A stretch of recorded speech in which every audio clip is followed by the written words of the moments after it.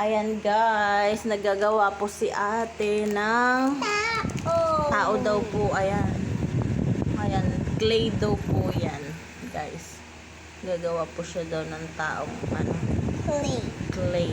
Wow, cute ah. Cute, right? Cute. Yes, cute. It's cute. It's cute. Galing niya ah. Cute ah. Oh. Made with clay.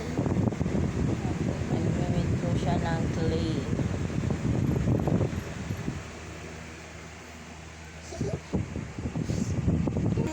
Ayan na guys yung ginawa niya na clay na tao. Ang cute. Clay. Nagawa po siya ng clay. Na I'll make it with eyes. Oh, little eyes. I need a little eye. There. okay, check.